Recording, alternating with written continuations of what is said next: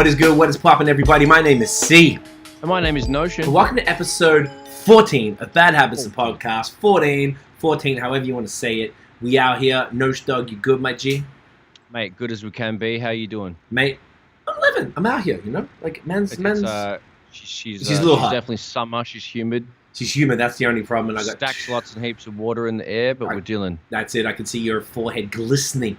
Oh, shoot. Makeup. Come on. Chop. Sort about. Fucking hell. Where'd they go? God damn it. I'll go use my shirt. Hang on a second. There you go. No, right. Now we're looking good? All right. Yeah, no, it's just the sun from outside. You're glistening good. Honestly, it's like I can see, I'm about to see the sunset, so if you guys are in Toronto, she's looking pretty. We might have some peach clouds. Anyway, that's all you can ask for. What it do, baby? Man, we out here, we chilling, trying not to be sweaters, trying to live good, trying to, maintain.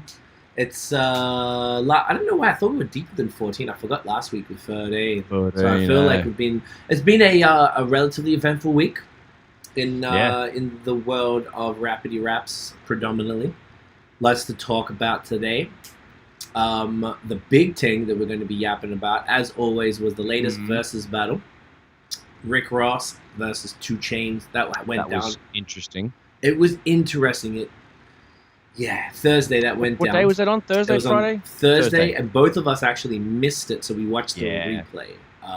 Which was actually, I got to give him like some feedback. That shit was really whack. Like the way that he found the Revolt TV version, and the official Revolt TV version had about what do you want to call it? About 40 minutes missing from the thing. Yeah, jumped into. There's already money on the floor. Yeah, so it was like an hour 16. The others were like an hour 56. It was exactly like 40 minutes missing. So I was like, okay, and I found another couple bootleg ones where people had just done a screen recording of the Verzuz on IGTV. So the sound was shit and the screen was shit. I went to Apple and you can't replay.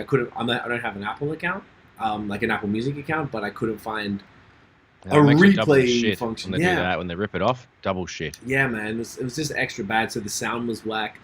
They were like Rick Ross's mic was lower than 2Chainz, and they were back both of them really were far. Still very bad. One was piercing, one was distorting, one was like clipping, one was like it was never cool. I mean, look, this is the world we're in right now, right? Everything sucks. Yeah. Literally, like every portion of everything just is trash. Not really, but like all the quality of all the things we consume has dipped so fucking bad because even the late night talk shows are on Zoom. So that's you know what I'm saying. So everything sucks. Our bar, I guess, is mad low, but there's been a few good verses. So true. True. First of all, so that was our experience. So our experience was a little tainted this week. I actually totally forgot. I was kind of mad at myself, man. Like, because I normally would remind you or you'd remind me. Yeah. And I can't remember what we were doing. We were doing something else. I remembered at 9 o'clock. I think it started at 8. And I was like, well, fuck, I'm not going to watch half of it. So. Yeah, exactly. Fuck that. Right? Catch up. I think I told you. I was like, God damn it, bro. We missed it. And you're like, oh, shit, I totally forgot too. So I know you were working or something. So did you get dressed up for the event? I hear people do that. I think that's dope if they do. No, I did not. I did not. I mean, like, if I was going to dress up for anything, it would have been the Jill Scott and Erica joint and potentially... Yep. The 112 jagged edge, because smooth shit. I mean, get a silk shirt on, get the chain out. Ooh, I don't have little chest few buttons open. I'll fucking figure it out. Oh yeah. Fuck yeah. Get like little dress pants. You know what I'm saying? Little hard sole shoes, hard bottoms. Yeah, I see. Yo, my homie Andre's trying to call me. Man should be watching the fucking podcast. You could do a Joe Budden and answer it and be like, "Fam, I'm doing a live podcast. Tune in. Do that right now. It's hilarious." And put him up to the mic. Yeah, do it. It's hilarious. Yo, Andre. Put him on loud on speaker. Mate, I'm live on the podcast. Say hi to everybody. How you going? Can't hear it. Mate, all right, so fucking jump on YouTube and go to /Movement Fam and watch me live, and I'll holler at you later, brother. Text me in the comments, I'll respond. You're a sick cunt. Love you, bro. Who's? Yeah, you can't. The only reason I think it's hilarious because Joe Biden does that all the time. He'll dance. That's great. I just realized I didn't press speaker. I'm the dumb cunt. Watch piss and blood, Keith. Yeah. Oh, that's also a niche joke. We got the niche jokes this time. Okay, so put that in the description. We have to cover niche jokes at some point. You have to explain. There's definitely Australia in There's going to be a lot more since the other week. I think it was between last week and now. I always forget. Time is a blur. I was telling you I was watching that Big Les cartoon on YouTube. So if you guys want to know, if you're not Aussie, I don't know how funny you'll find it, but Dan told me his friends keep sending him clips from it. So we put on the YouTube channel. What's your favorite one? Big Les what? So I went to the just go to the channel, and we went to the show channel.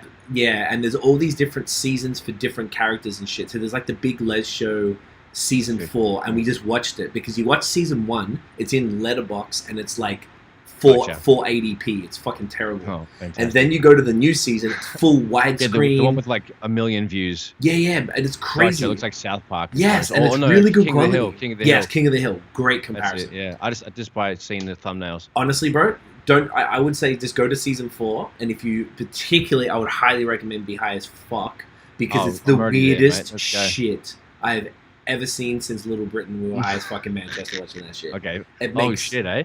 Yeah, that's bro. a big call, dude. That was a good one. That's dude, a large I have call. no idea. There's all these little creatures that look like kind of fat Homer Simpsons, and they have to kill them. So should you watch it? Should you watch it on like mushies or like acid or something? Oh, that'd probably be too much. I would not do that. No, I don't know. It can't go pretty hard. Like if that's your bag and you like, it's not my bag. I'm just asking. Like, would you think it would be beneficial for a man that would indulge in such a thing?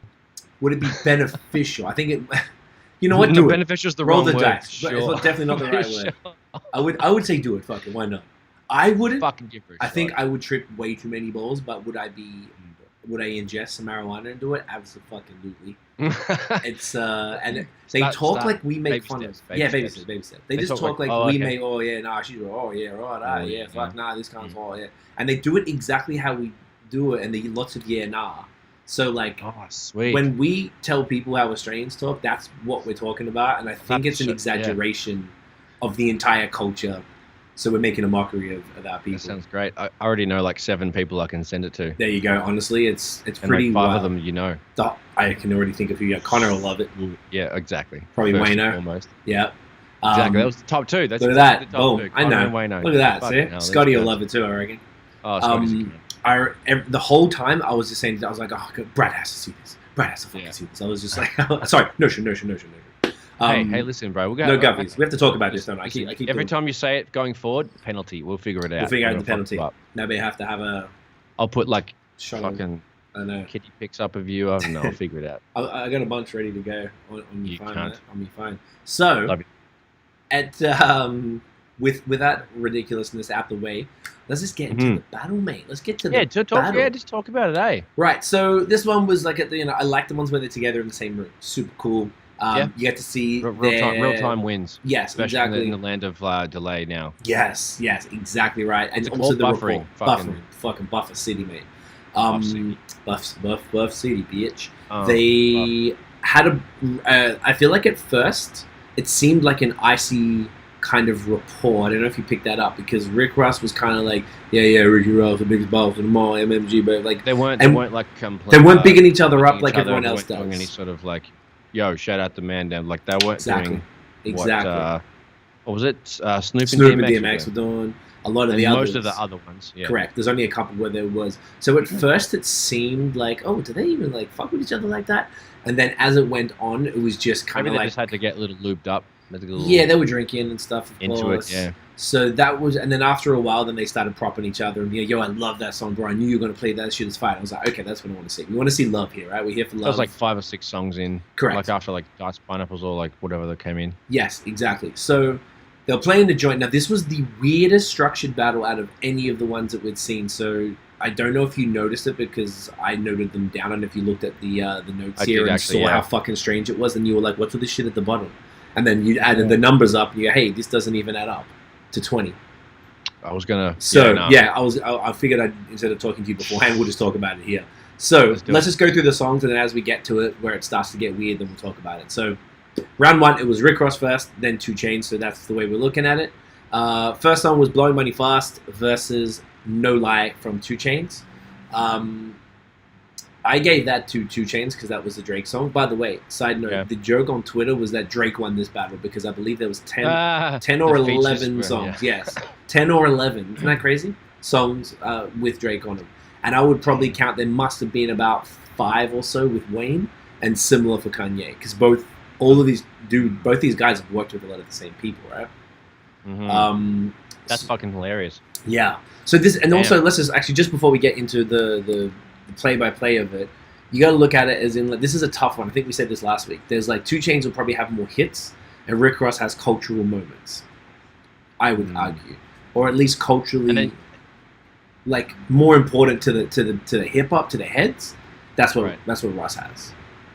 So, looking at it through that lens, at the end of the day, this one, like all of these battles are just insanely subjective. So it's more just like, which song do you like more? That's really what this comes down to. Like, that's what I did here, because I've always been a fan of Rick Ross, but I'll listen to his albums once or twice and that's it. I don't know the words to a Rick Ross verse or anything like that. Only bits and pieces. Yeah, just little like smidgen bars. And I certainly do not know any words to any 2Chainz songs. Oh Jesus! Except for his verse on Booty Features line, whatever that is. I don't even know it. Yeah. Oh, what? They call it Big Booty, so I call it Big Booty. Oh, that's the first one. Okay. Hilarious line. Yeah, he's a funny. He's definitely a funny dude. Joint. He has laughable, like super low lines. Super low lines, like his ridiculous shit. Like he's a very strange man. So with that in mind, this is how we are approaching it. There's no right answers here. Okay. Like come off the bat, we both said, I think Rick Ross would probably take it for the culture. Yeah. Okay. Better production, better tunes that I would play more often, but then 2Chainz comes around. Right, with the hits, exactly right. So. First song, like I said, Blow Money Fast, no lie. I went 2Chainz, that's the Drake song. Same. Wicked hook, I love that hook. I love that shit. That shit is fire. Nice little like party joint and stuff like that. So, Blow Money Fast was cool, but it's like, I feel like you couldn't compete with the Drake feature. Did you have a choice there? Same, yeah. Same? Lie is definitely way better. Yep, okay. I would pump that in the car. That's definitely a big, large, it's a slap. Gigantic. I forgot about a lot of these songs, tune. Did you feel like when he was playing them, I was like, fuck, I forgot about these joints. Honestly, there was like 3 or 4. I was like, oh fuck. Yeah, I was like, damn, this slaps. Okay. 2Chainz impressed me. 2Chainz, I'm gonna say from the rip, did way better than I thought he would. Yeah. And that's the way these things always go. And I think that's what makes it interesting, because if you're gonna come, no man, this guy's gonna kill it. Like, yeah, you do. And it's not the same. Like on paper, it's cool, but like you gotta listen to it and you gotta watch them. You gotta hear this shit side by side to really be like, all right, cool, like. That's what, and you see the artist, either if they're performing it or just standing around listening to it. You're like, fuck, this is cool. Track 2. Now, this was interesting to me. I did not think Russ was going to come out with Hustlin' so soon. A lot of artists have done this, had their big tunes. Like this was Russ's, this was his moment. This was the reason he is who he is this song. So he came out with Hustlin'. 2Chainz had I'm Different. Obviously, Russ took that one, in my opinion. Yep. Now, another thing, quick note. Such a large one. Such a large one, because I really, really love that song. I liked... Rick Ross didn't give a lot of commentary on, history behind the song, blah, blah, blah. 2Chainz gave a bit more insight, and that's what we want to see. I want to see him be like, yo, so funny story. So this song, I had to fight this guy for this beat, or whatever the fuck happened. Pharrell just put this on, and then he started saying this shit, and we were like, as we get further, I'll mention some of the ones that I recall. There's a couple good stories that 2Chainz really told. He goes, this is my first platinum plug. The song means a lot to me. I think it was this one, if I'm not mistaken. It's his first platinum record. So that's what he did. I'm like, all right, cool. And that context makes you be like, fuck, all right, maybe this song is pretty, because sometimes it'd be like, why are you playing this song versus this? And I thought that was super dope that they did that. So, all right, so far, one each. Track, the third round. John, the song called John, which is a Lil Wayne featuring Russ, and 2Chainz played A$AP Rocky Fucking Problems featuring him, Drake, and Kendrick. So that was, I'm pretty sure, didn't that win Song of the Year for the year that was in? I think sure that was a highly decorated song, mate. That was a banger. It was a banger. So I imagine you went for Problems as well. Of course. Yep. That one was the one I was referring to earlier. I didn't realize it was so soon. I didn't look. He said, he was like, oh, this took actually 2 bars from another song, and he played the a cappella version of a verse that had, I like bad bitches, that's my fucking problem. Yeah, I like to fuck. I got a fucking problem. And then it was that, and he goes, yeah, we took that from another song, and I put that, and then they made it the hook for a whole song, which is dope. Because that shows you how writing verses is writing a series of hooks. That's why Drake's so successful, because that's what these fucking verses are. His verses are a series of hooks. It's genius. Right. Wisdom from these motherfuckers here. So, 4th is Rich Forever versus Spend It.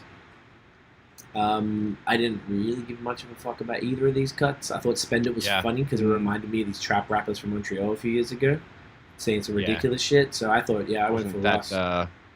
Yeah, same. Wasn't that grabbing to spend it, but like you know. Did you know what from before? Overall, just like the Justice League production is always a winner over whatever 2Chainz is dealing with. So yeah, a lot of like credit goes to the production behind Rick Ross. This is what we're talking about with you know, the Swiss Beats and the Timberland shit. Like, no, Swiss Beats and Dr. Dre. What we're talking about, yeah. So DMX is Snoop, right?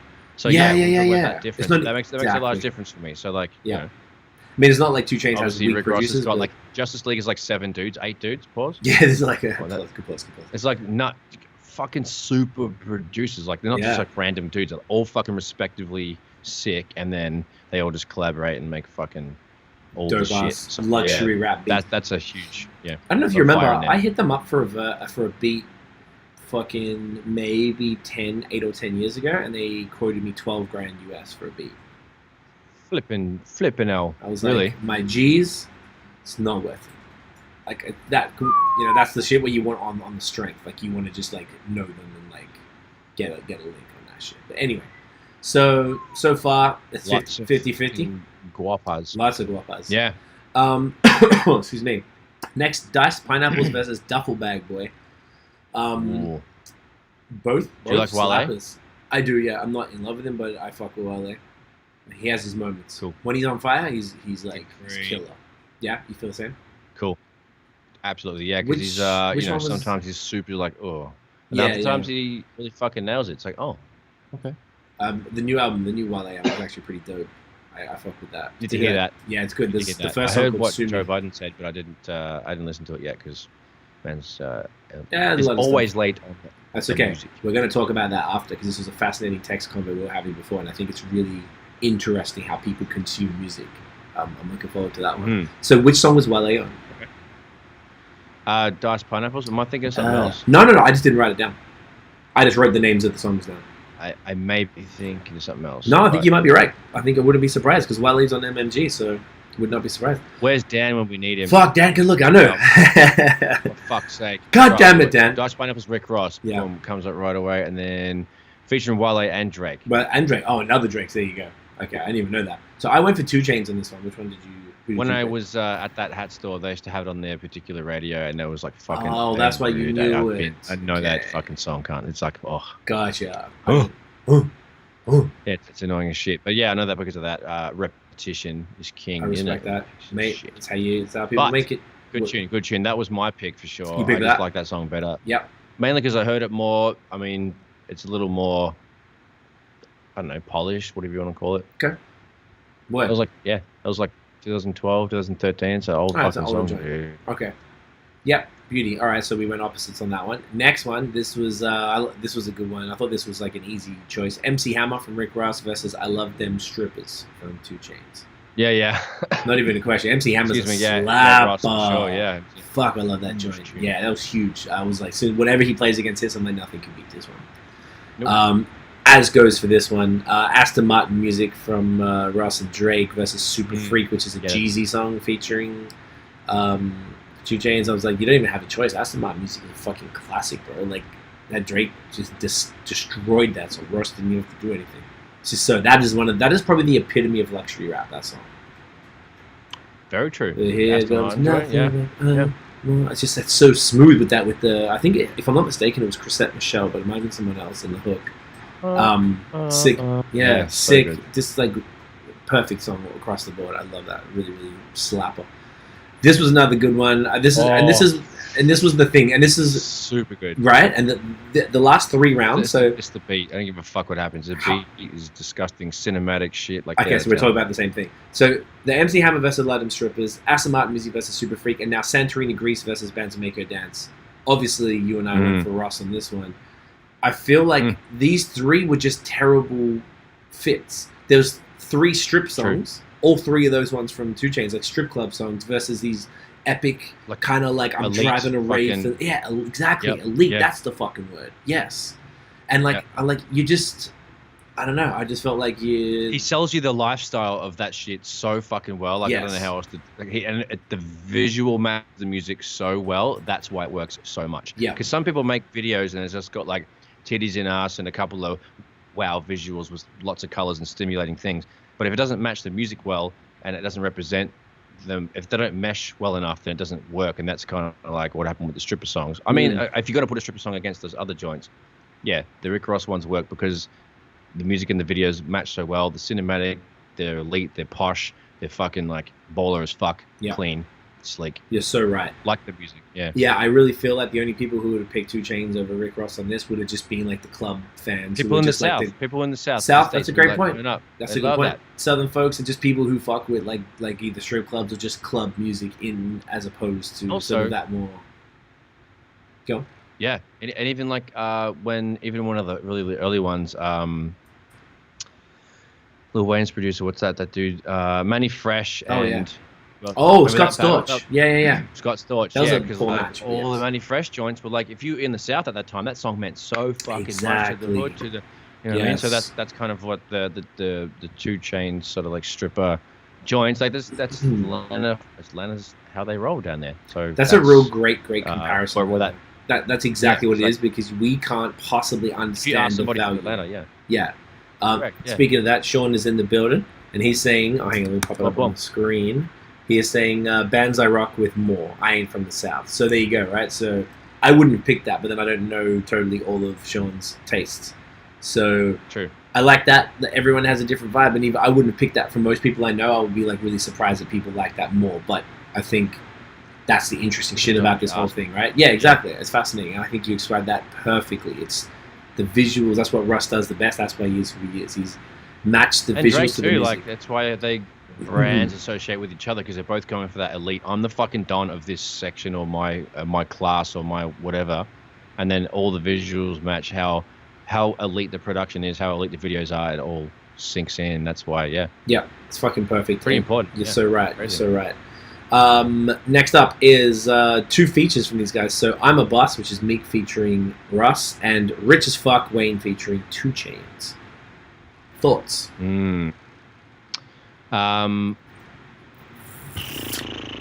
a Bouse is the I'm the biggest Bouse. Yeah. Seen as far as that one. I think so. Yeah. I mean, it's okay. Kind of pissed me off quickly, so I definitely went for. I mean, you know, we both love Wayne. Yes. That's always. I definitely was leaning. I was like 55, percent. Right. So it was a close one. To change. Yeah. So it was very close for me, but I definitely like the 2Chainz song better. I'm with you on that one, man. I went with that because you're right. This is where the biases come in. That's why, like earlier, the Wayne song John featuring Russ, I used to love that back in the day. But then you can't, I don't know, fucking Problems was just such a slapper, even if it's like more, it's just like had a bunch of really dope MCs on it. It was fun, the hook is great. Like if that comes on anywhere, everyone wilds out. Everyone like the lyrical fucking rappity rap people like us and the club people, like we can all meet in the middle on that song. And I think that speaks to the power. Meet in the middle. That's a good point. That's a good way to say it. Because it's like dumb, but still all the people rapping have bars. Like I fuck with A$AP Rocky hard. He's fucking amazing. He's a funny guy. I'd love to see him do one of these. He's probably too new for this type of shit as far as the type of people they're highlighting. But I'd love to see A$AP Rocky and like A$AP versus Tyler the Creator or something would be fucking hilarious. I would love to see that those shit. Motherfuckers are they're friends. Very, very, very vibrant entertainers. Yeah, and they're really good friends. And Tyler always like tries to do gay shit to Rocky. He's like, fuck off me, like type of thing. It's really funny. Oh, that's dope. That's funny. It's I enjoy like that. You would appreciate it. It's our type of humor. It's very, very good. That's how we roll. That's how we roll. Love a bit of a gay joke. And lastly, this was a good one. Freemason, Russ featuring Jay-Z, and Feds Watching from 2Chainz, I think featuring Pharrell. Feds Watching is cool. It's cool. I thought it would be better. How many times have you played fucking Freemason compared to Dude, man, that was not even a question. And it was Jay's. It was the first time. It's like, what do you say, bitch? I said it was amazing. Not that I'm a Mason. Like that. I'm amazing. Yeah, it's fucking. It's sick. Amazing that I made through this maze that I was in. Woo. Yeah, crazy. Dude, I went back. I actually paused the live. I made it without sin. Yes, I paused it. I went to Spotify and I just went to Jay's verse and listened to Jay's verse right afterwards. I was like, oh, this is. I got goosebumps just thinking about it. On that too, right? Yeah. Oh, it was way more epic. I forgot how epic it was with John Legend in there. So fucking sick. He's a filthy man. We'll talk about him later in the other. I watched that today. Thank you for putting that in. That was fucking brilliant. Okay, cool. That was the first thing I saw the day after, like last Tuesday. Yeah. You caught that shit? That was the first thing I watched. The next morning, that was the first. Oh, that's why it was in there immediately. YouTube. It was like, oh, you dickhead, watch this. Yeah. Like, sweet, thanks. I love it when it says that, oh, you dickhead. YouTube does well. It was fantastic. I loved it. I was thinking of something else Aussie joke for you in a sec. So that was the first 10 songs. That was the end of the 10 songs. So what I had, and I think you and I only had one different. So if you and I had one different, you had 5-5, and I had 6-4. I think it was even, yeah, for me and your. You were even. I had 6-4. Right. Yeah. I don't even know if I want to say this on the podcast. I got to send you this video. It came up in my Facebook memories. Is this? I think he's an Indian Australian dude, and he was doing this joke skit where I think the people were real. He had probably like 8 or 10 people that were all immigrants to Australia. And he was teaching how to speak Australian. He was like, "Here's a typical Australian greeting: G'day, dickhead." And they were like, "G'day, dickhead." And then I don't know if I want to. Okay, I feel like I could say this because I didn't come up. No, do I want to say it? I don't want to say it. Remind me to tell you afterwards because if you're going to get my point. If you're at the cricket and Australia versus India, he's like, if you're doing it and you got to yell out, and he yelled out some chants. I cried, like I was falling over. I couldn't believe it. I don't want to ruin it because it's kind of offensive, so I don't want to say it on here. But I forgot the dude's name even, so it's kind of pointless even telling you. I'm just crying. That's fine. No, don't worry about it. I'll check it later. I almost want to mute the audio so I can just tell you over Skype because it's fucking funny. All right. Anyway, nah, it's all good. I'm already laughing in anticipation, bro. Can you write it down somewhere to remind me to tell you? I tell Dan because Dan's there. Just to be like, yo, tell me the cricket thing from the Aussie video. Cool. Sorry, God. Australia humor, man. I've just been all on it lately. You're fucked, mate. Kills me. All right, second round. Now, this is where shit got weird because they just kept fucking going. They didn't change over like they always do. So it continued to be Russ. Oh, right. The same order, yes. You guys, yes. You gotta send me Russ. Oh, Sean is saying you definitely got to send me that link. Sounds hella funny. I will. I'll find it again. Yo, honestly, Sean has the most inappropriate shit. He sends me the funniest, most inappropriate memes / those IG reels. Yeah. I've seen those. You can check our high season video where we break down exactly how to use Instagram Reels and why you should be on it for your business. Ow! You probably should check it out if you need to get up your social media game. So check out high season. How you going? I'm going to put it in the comments here in case anybody wants to do it. So continue. Yeah, no, that's pretty good. Wait, talking about Reels? You were just talking about Reels? No, just inappropriate things. Sean sends me lots of them. Oh, lots of them on Reels now. Yes, inappropriate things on Reels. Yeah, because all the it's found its place already. Yes, all the meme accounts, instead of putting just on normal video posts, they've been putting it on Reels because a lot of their funny videos are shorter than less than 15 seconds, so they're able to pop it on there, and they get priority in the feed right now. Whenever there's a new feature, Instagram prioritizes it, so Reels is it's doing pretty well. So we just did a video explaining what it is, how to use it, and why you should be on there for your business or anybody really. So if you want to know about it, check that shit out. Links in the chat here. Mate, hit that up. So fucking boom. Oh, Sean's saying they aren't that bad. But no, Sean, you have sent me some inappropriate shit and I love it. Keep doing it. I just don't want to say it on here because it's technically joke racist and homophobic, but it's not meant that way. So you already know where I'm going. You already see it exactly. Oh, goodness, Craig. All right, just so keep it 1,000 over there, all right? I can't help myself. So, round 2, I guess, because it was they just kept fucking going, and then after the round, then it just gets weirder. So, Rick Ross went with The Boss, and 2Chainz went with Good Drank.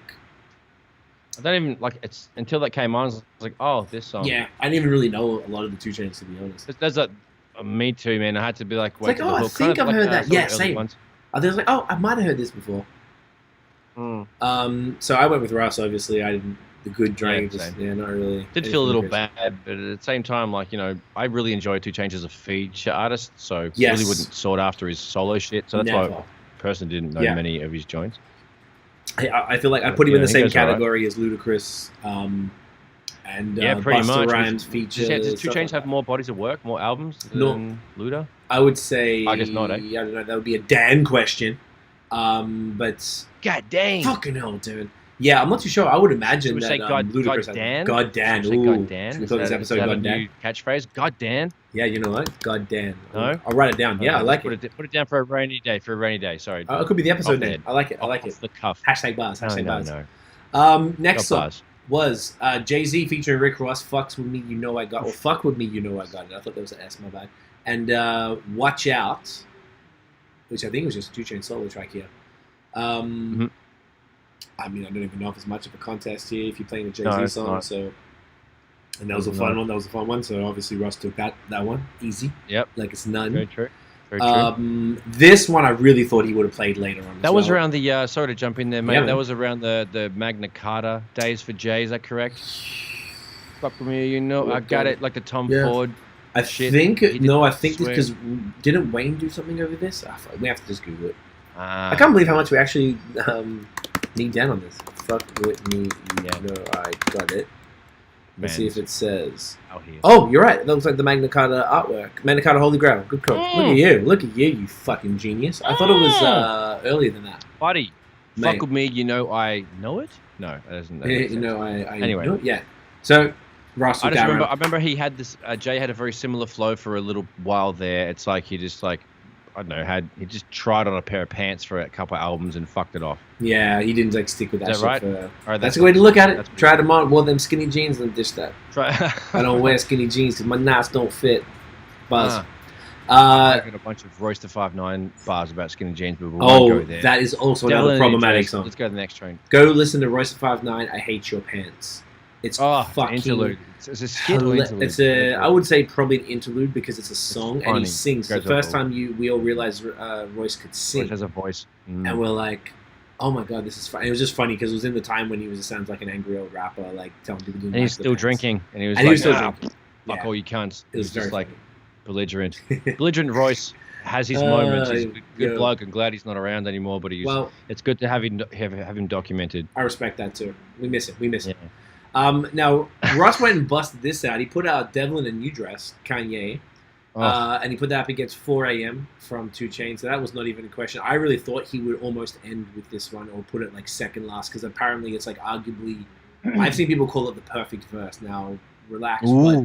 But it's an incredible song. Why? I mean, I've never heard that before. Where is this from? Where's the source? I got to imagine it was Joe Budden.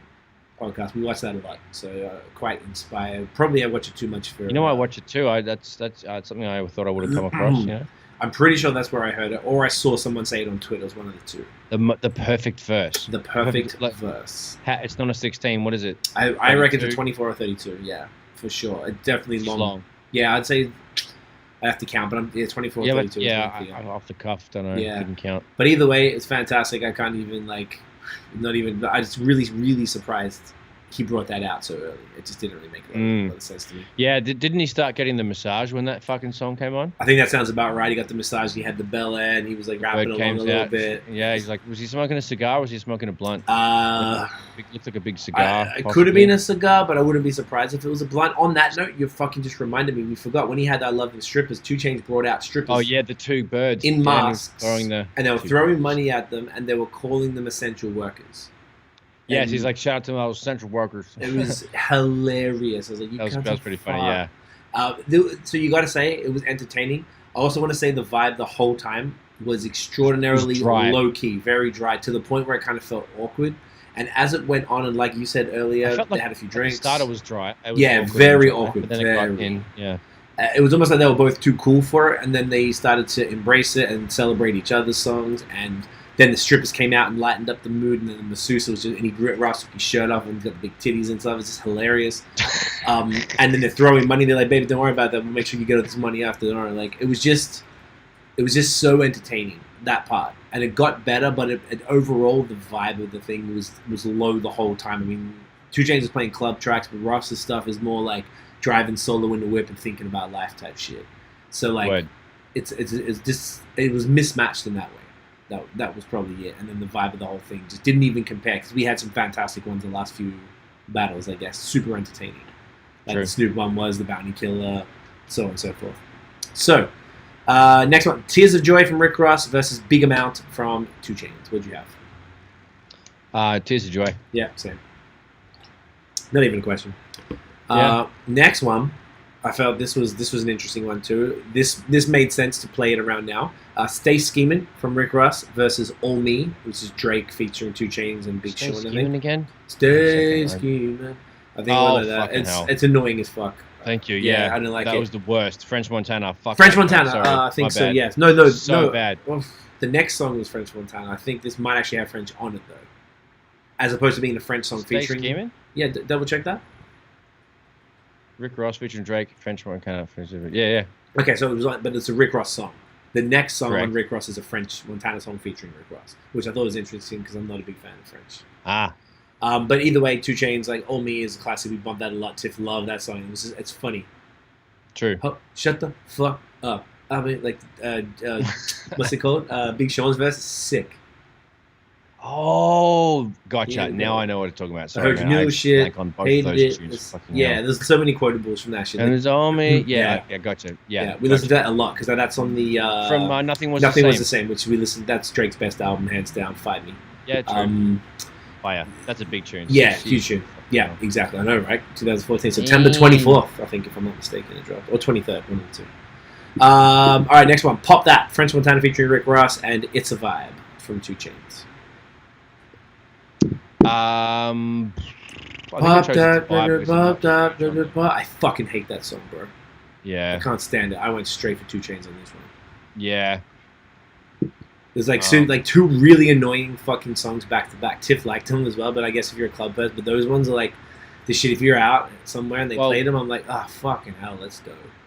Yeah, It's a Vibe has Janae Aiko on it as well, so that's cool. I think Ty Dolla $ign, like that's a good, sick. that's way better lineup for sure. Yeah, that's fair. Gets our vibe, get it. Bassline's disgusting on that song. Actually, now I just had a little quick snippet. Yeah, that's fire. Fire, boom.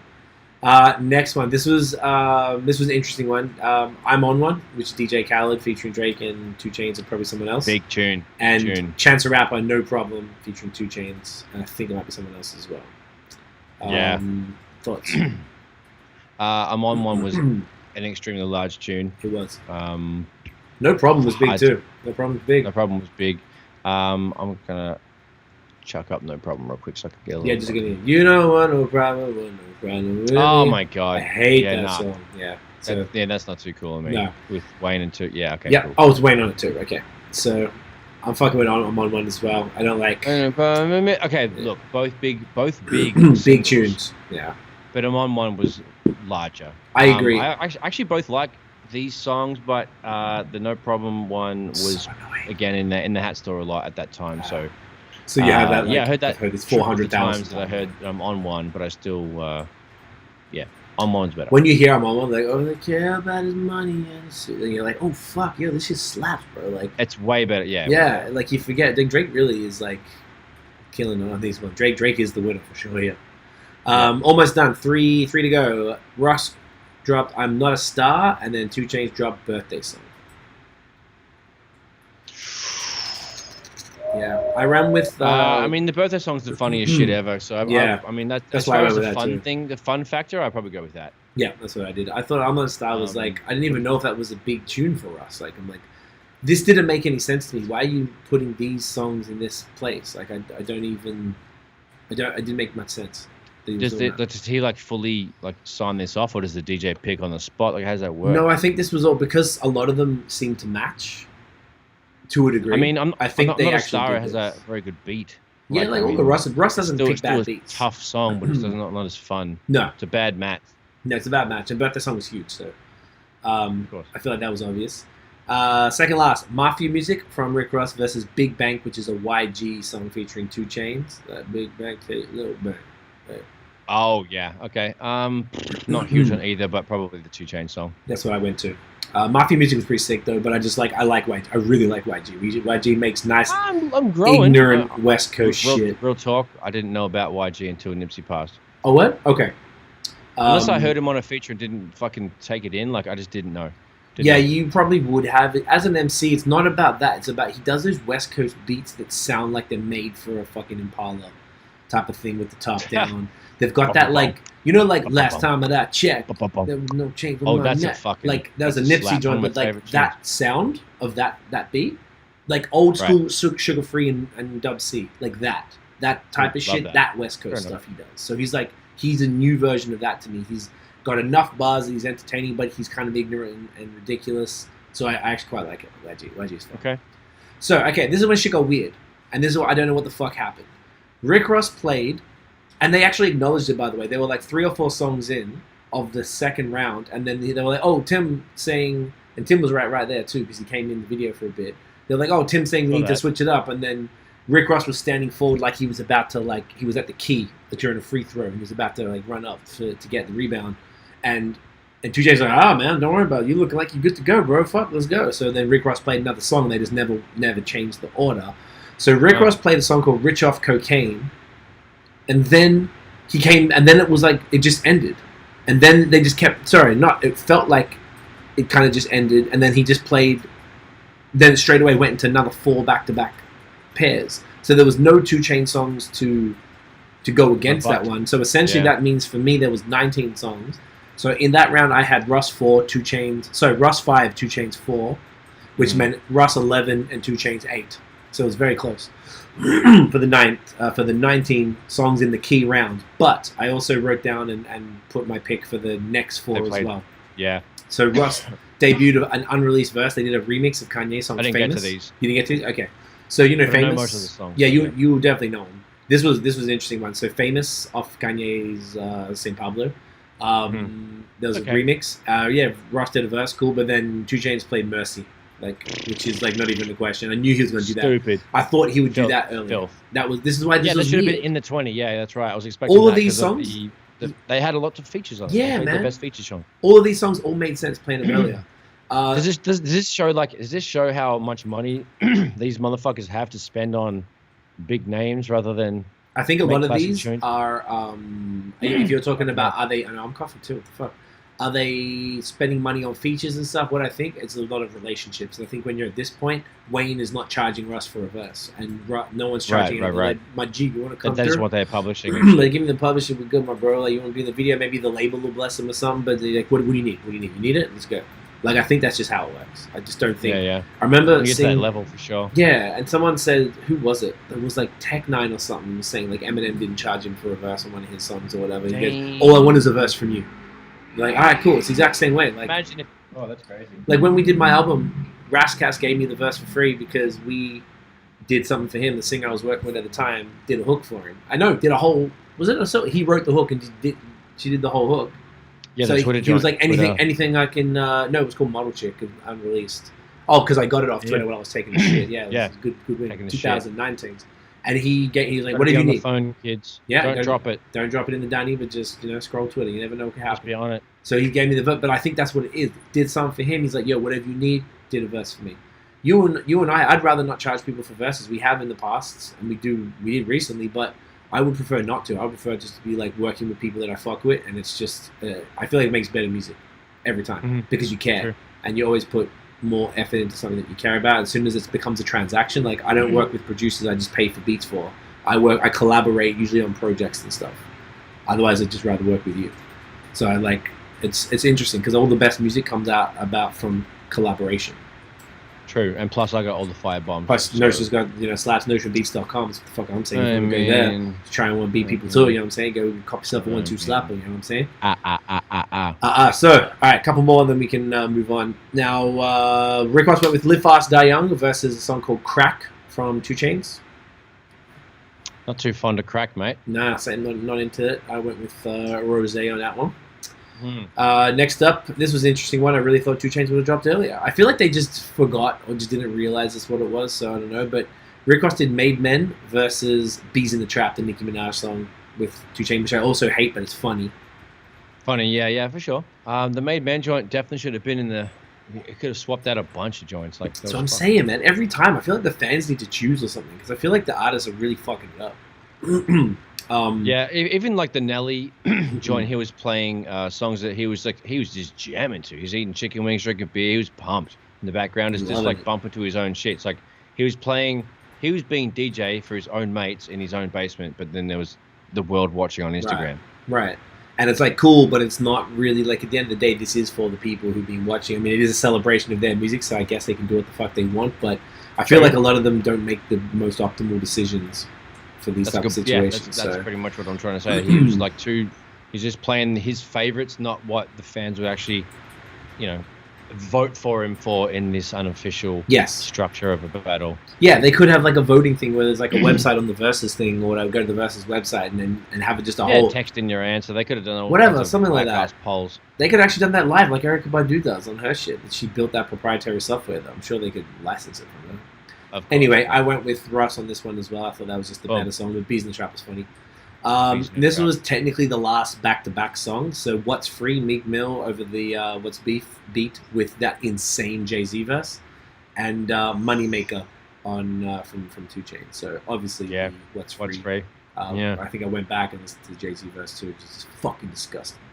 You're disgusting. I really am. And then basically Russ played his new single called Pin to the Cross, which we're going to talk about shortly when we go through the music, which is cool. Oh. And then he just played a song called Fuck 'Em, a new song, which is Russ featuring 2Chainz and Wale. And then that was it. So they went back and forth, and then they just sort of missed the other one. It was just a strangely thing. Like I feel like some of the artists they're just not watching it, so they don't really know how it goes.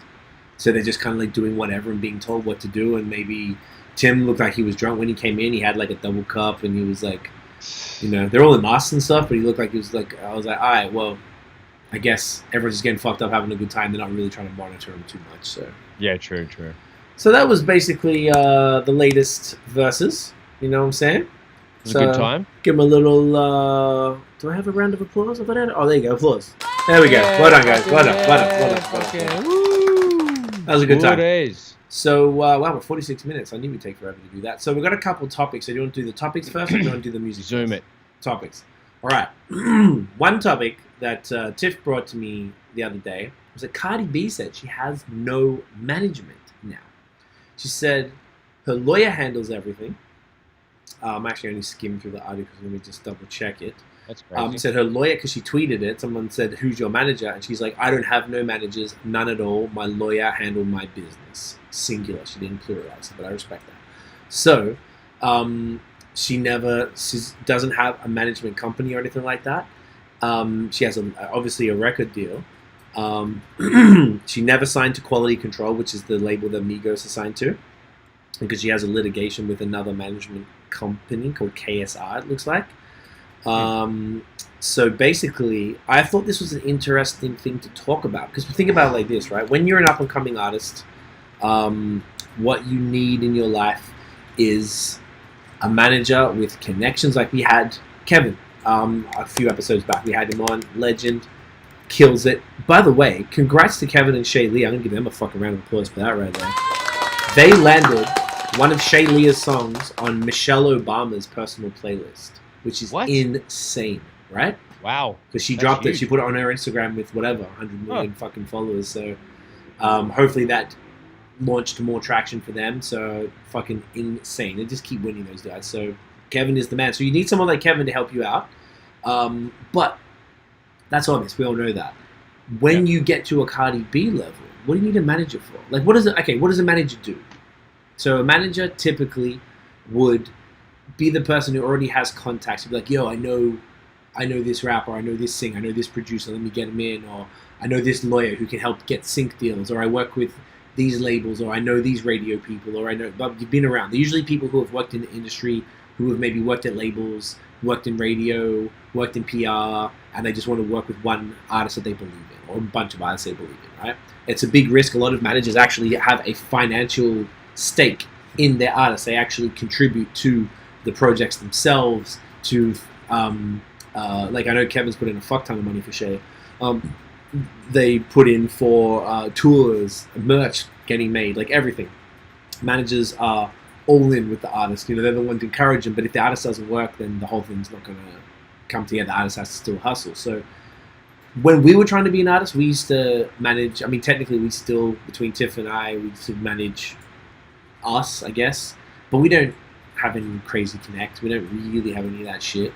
So we do it forward, like reaching out, kind of like not really people or whatever. There's nothing like that, but it's more like a oversee thing. Yeah, and because we just don't really know what the fuck we're doing. We realized we thought we kind of knew more than we did at one point, and we realized we're like, oh shit, no, we're like, we can handle our business, we can do all the things, but we don't have the reach that managers have. We would have to sort of know the right moves to make. I don't always necessarily know those right moves, so you know. That's why I was hoping to sort of, if we could get some sort of like, I just moved my distributor now, it's working, all my music is across, so I'm about to just cancel my old shit. So this new distributor has possibilities. When things start moving with them, they can help you with sync and with other licensing stuff and playlisting, blah, blah, blah, which is one great thing. I don't really know you know, a lot of these things, as you sort of build up some stuff, you get a lot of inbound stuff, and then maybe people will listen to you once you got a bit of traction. So it's kind of one of those things. You need a manager. Like, you have to get someone on board early that believes in you and that already has a few connects, and then you work together. Like, you know, J. Cole's dude Ibrahim, who's been with him from the beginning. They went to school together. They've been together forever. So there's that side of it. And then, but once you're at a Cardi B level, like, she can do whatever she wants. She's Cardi B. She just sends an email herself. She could have an assistant do it. She could, if she wants, she could pay a lawyer to just reach out and make a connection. And instead of having to do stuff, it's more just like, hey, I want to talk to Nike. Can you get me a meeting? Yeah. And that's what a manager should do, right? A manager would do that. But I feel like Cardi B does probably have one sort of person who, or think about it like this, the manager also takes anywhere between 5 and 20% of everything you make. And when you're making as much as she makes, it is so much, it's money. A lot of money, bro. Early days, it's no problem. How much are you actually doing for that amount? Yeah. Well, exactly. I mean, maybe you're doing a bunch, but like part of it is just every single thing that comes in. So if they're selling merch and you had nothing to do with it, then the manager's getting the cut. Like, if they're doing a show, they get 10 grand. The manager's getting the cut. The lawyer's getting the cut. The promoter's getting the cut. The fucking merch person's getting the cut. You're selling. Like, you got to pay all these different people to do stuff. So if you're taking out the largest chunk is the manager because they're with you all the time. So I just thought it was fascinating that she has kind of moved to that model where, because she's at the point, like, and there's a lot of big artists who probably just don't need one. They just have like a team that doesn't take like a percentage and you just pay them for things they do, maybe. Which is kind of cool. Almost like you have a publicist. You can either have one that's just on a retainer and just constantly works for you, or you could have them on a campaign. So I'd be like, for my album, I'm going to get a publicist because I want to I need 3 months to this radio, this fucking blah, blah, blah website. Exactly. I want to get your interviews. I want you to, these are the type of things I want to achieve. Can you help me do that? Exactly. So, I don't know. I just thought it was just, I'm curious, though, as to whether more larger artists are taking that. At what point do you have to get to do it by yourself? Like, what point? Yeah. What status do you have to reach to not have to hire 3-4 mans to handle all the managerial stuff?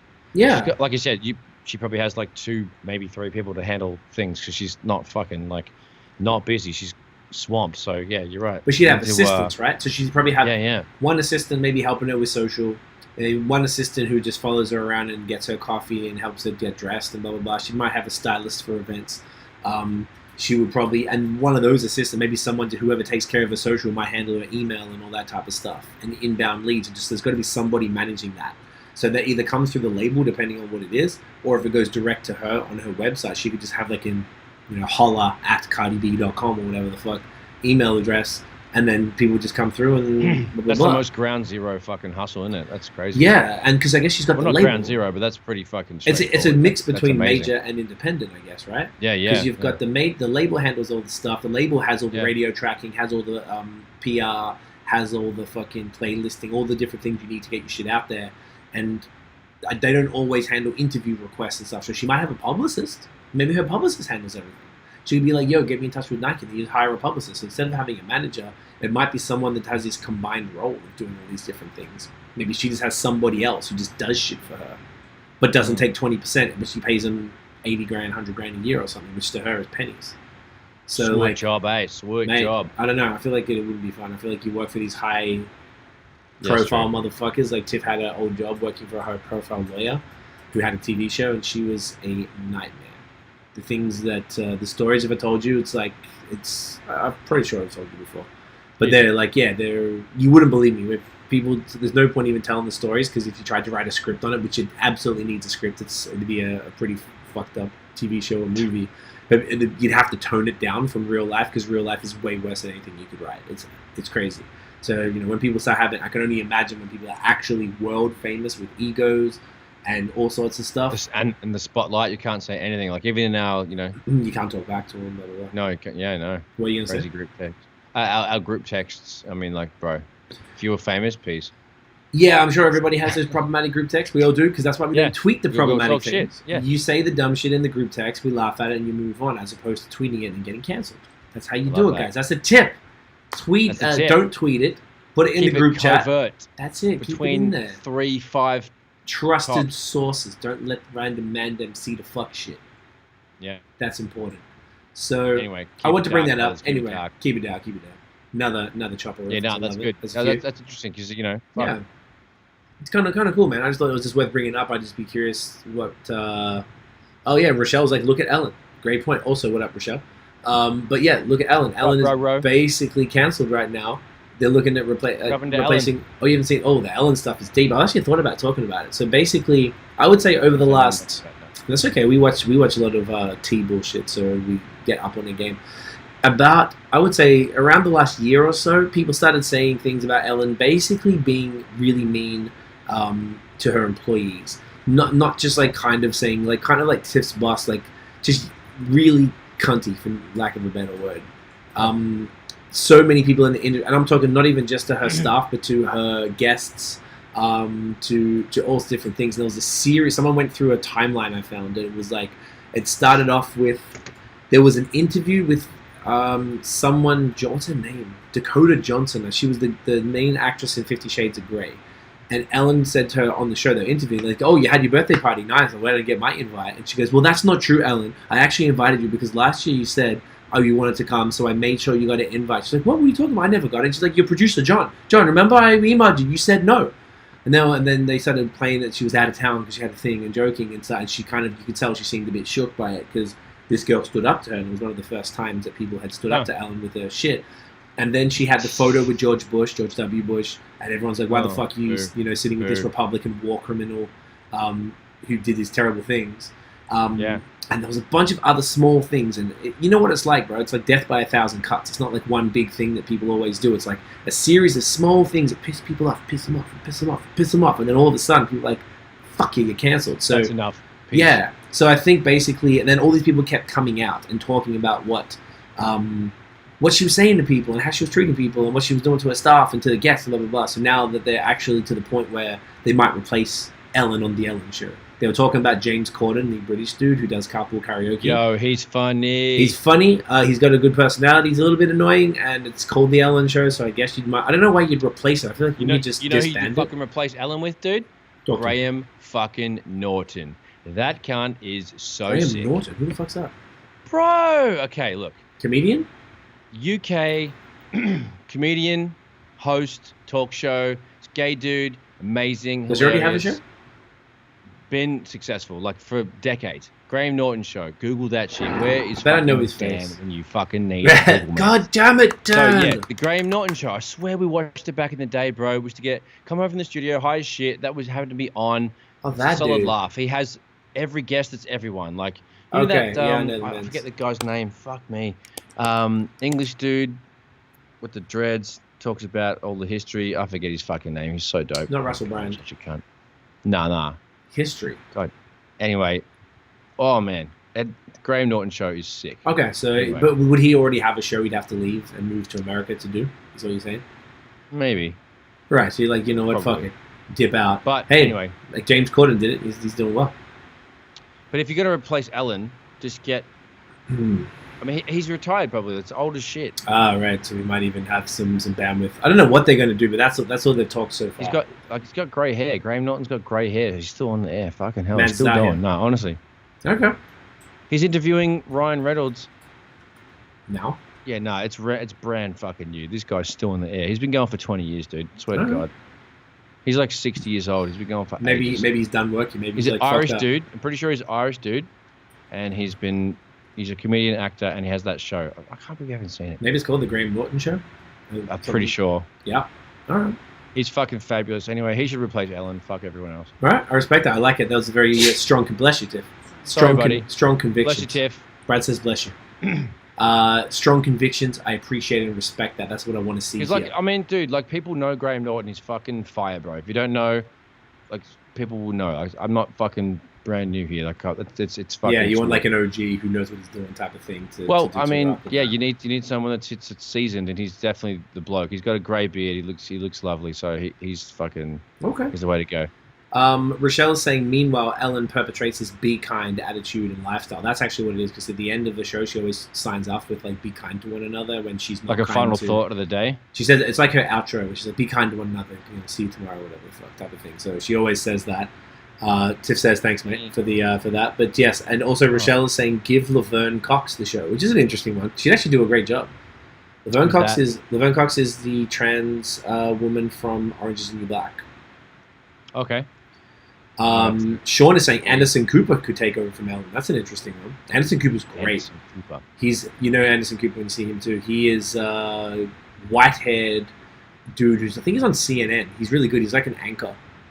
Do you know who would be good now you mentioned? Because Anderson Cooper's like really good friends with Andy Cohen from The Real Housewives, so he would be funny because he's like a wild, zany gay dude who would be funny for Ellen's type of show. We definitely need zany. Zany is the key word. Yeah, Tiff just says, Andy who does all the Housewives shows. Look at us, Tiff. Great minds. Bam. Yeah. Do you know Laverne Cox? Have you seen her before? See that face? No, I just Googled, so no, I had not. No? Okay. So Spencer's getting schooled right now. Yeah. Have you ever seen, I guess Lifetime. you haven't seen Orange is the New Black, so it's the Netflix show. I have not. The jail. Yeah, so that would be a good one, actually. Laverne Cox would be good because she's out here. She's like, riding for, trans rights, black rights, women's, etc. It's just like, we had the same thought. Great minds. Cute. Cute. So it's going to be interesting to see what happens with that. Mad Mans of Vex at Ellen. Vex has. I was trying to do a segue. Speaking of Vex, that's not Vex at all. This is something else that we were talking about earlier. I just wanted to touch on because I feel like all y'all who are commenting right now would have... I'm curious how everybody does it. So when we started this podcast, to be honest, it was based on something like the Joe Budden, where they talk about hip-hop culture, news, new music, shit that's happening like we're just talking now, right? Some of it hip-hop related, like the Cardi B, some of it not at all, such as Ellen, or the, social justice stuff, that just shit that interests us, because really that's what it's about, just shit that interests us, right? True. One of the things that we were talking about with this, you and Notion and I were talking earlier, is the way we both consume music is different, and we never really noticed it until doing this podcast. So I definitely noticed it, but yeah, like I guess we have in the past because it didn't matter. Yeah. It didn't matter. Every time I say you heard this, you're like, no, and I was like, okay, I guess you don't check for new stuff. So for the podcast, because of what a lot of other, when we're going to be doing a weekly podcast, we're going to be talking about new music because it's interesting to me. I guess I can't speak for you, but I thought it was interesting. I like the Joe Budden and them do that, and I like talking about what we like and what we don't, because when we speak of new music, what I want this podcast is to showcase what TMF is about and the type of vibe, because you and I pretty much like the same stuff for like 95% of the stuff. So it's cool to be like, yo, this is the vibe. We like neo soul, we like conscious hip hop, we like a bit of the new stuff, like trappier, auto tune stuff, blah blah blah, and it just showcase our thing. So when we talk about new music, I'm listening to anything new anyway. Whenever it's Thursday night, over the weekend, I'm always checking the new stuff on Spotify. I'm a big Spotify guy. I check my release radar. I listen to what's popping, I write everything down, and we both go through it. So we were talking today, and you were telling me, and you can maybe tell it from your perspective, like, man, this shit is annoying to me. I don't want to listen to stuff because that's not how I do it, because you listen to music all the fucking time when you're mixing. Your whole life, or most of your life, is mixing and producing. Therefore, your ears are just like pounding with music. They're already taken up. I don't have much time to have general listening.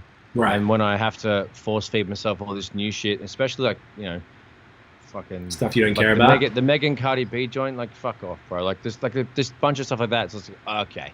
Like I know it's trash. I just don't want to have to spend 4 minutes to watch it or less.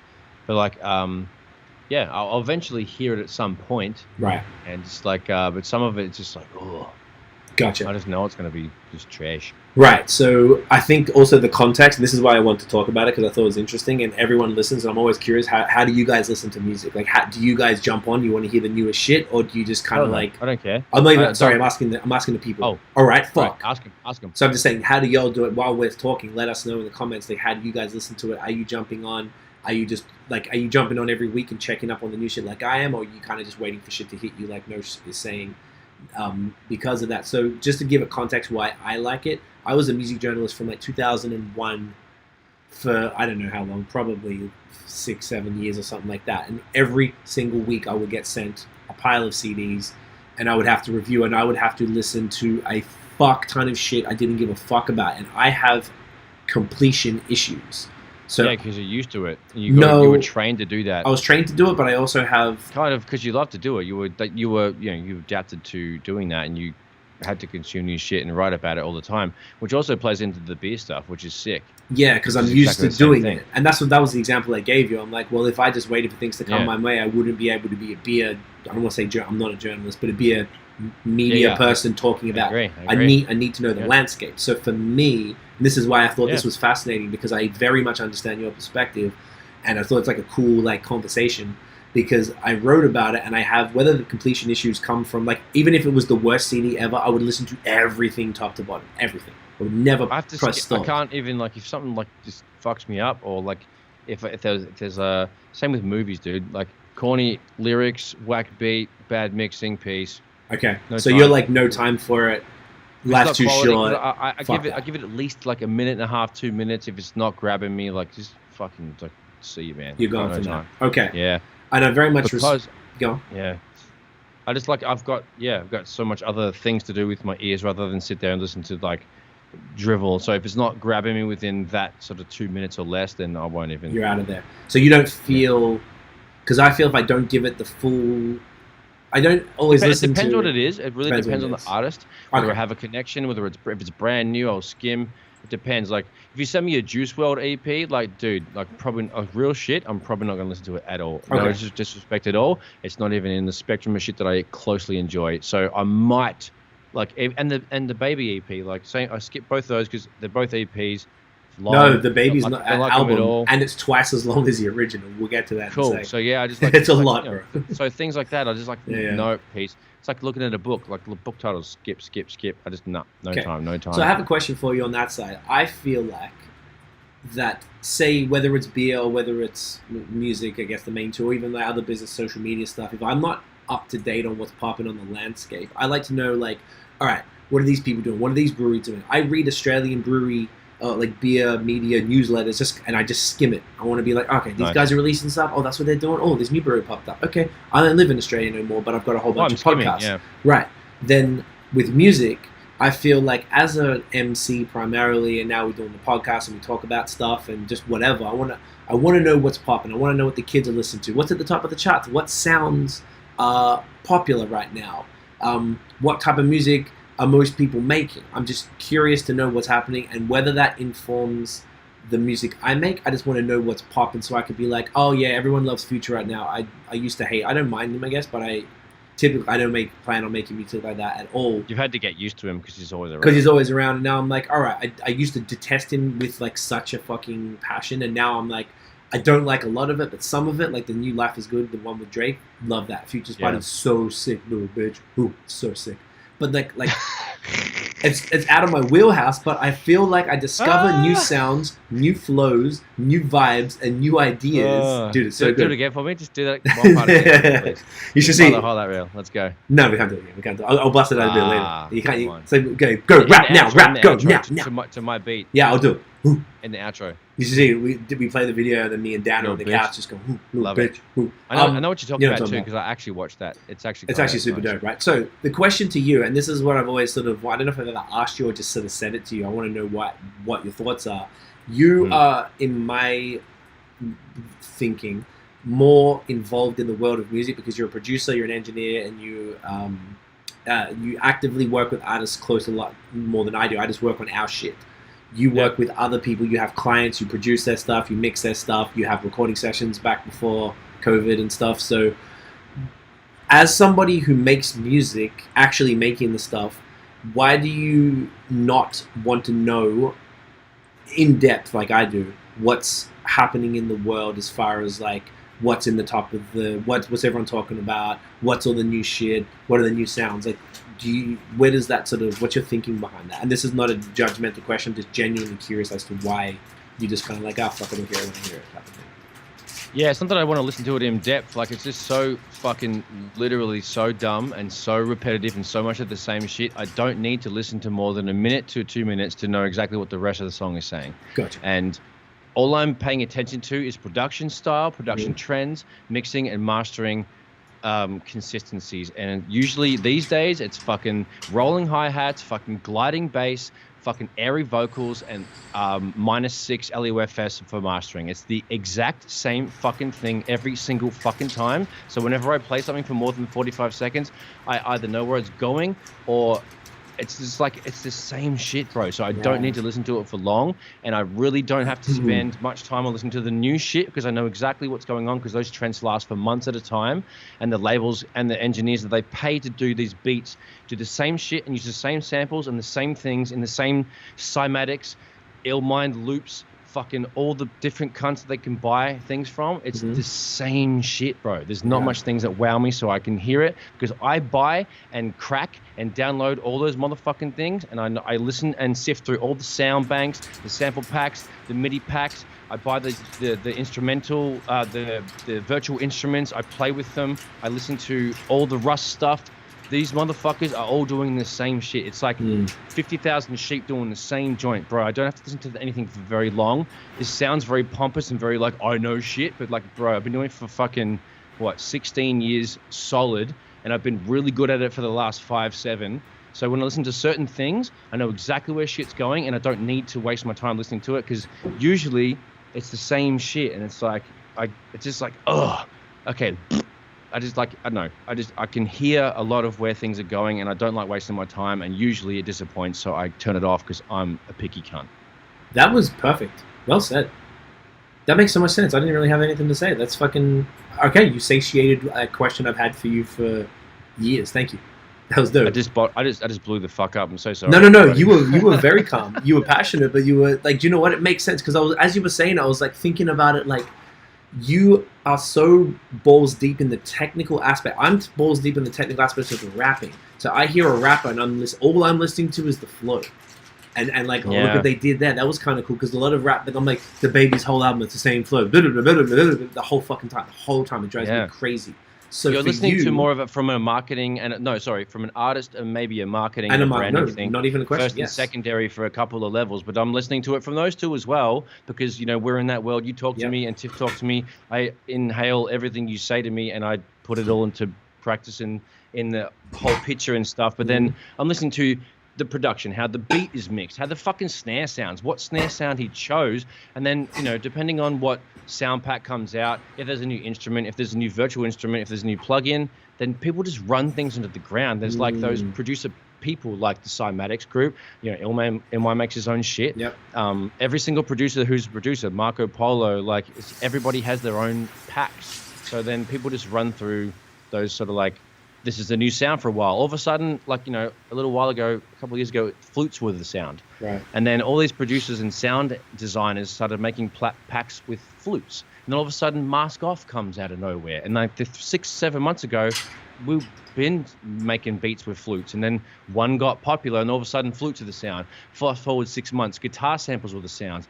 And then people were making like, all these different loop packs with just different themes. And then people started realizing, you can make waves into MIDI and you can fucking export that and pack it down. People just started raping the fucking production sort of avenues and just packaging them and selling them into small segments in every single way they can possibly do. And that just made everything so fucking sheepish. It's like when technology got better and cheaper, every cunt had a home studio, and then everything got worse. Music got so much worse, and then people weren't putting democratization made it. So it's exactly the same thing. And so it's just trickling down the avenues of of this hip hop that's now the most popular thing in the fucking world for so long.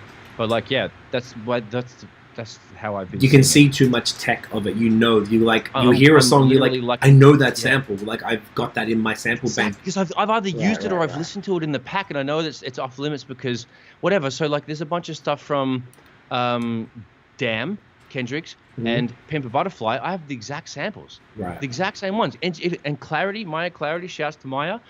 We happened to by chance download the same joint, and then found out that we had the same samples for. What was the song? It's something off Pimp a Butterfly. Anyway, it's something crazy, I forget. But we both had the same access to the same shit. You can fucking, like, everyone can get the same stuff, so it almost makes you, like, because you're so into, like, deep in it, it's sort of almost, like, frustrated when you're hearing the same things everywhere. So at the end of the day, it's not like you need to hear the new stuff. You are exposed to it, and you check a few things out, but you don't need to listen to it in the same depth that I do because you already get the point. You already see the trends. You can see the trends in a way that I can't see the trends, or non-producers and non-engineers can't see the trends, because you're in it and you get it. And you're like, oh, it's still that cool. I get it. And then you kind of maybe also, this is a theory, are you maybe shutting it out a little bit so you're not influenced by too much and you're just kind of doing your own shit? by any means, or not? Is that a reach?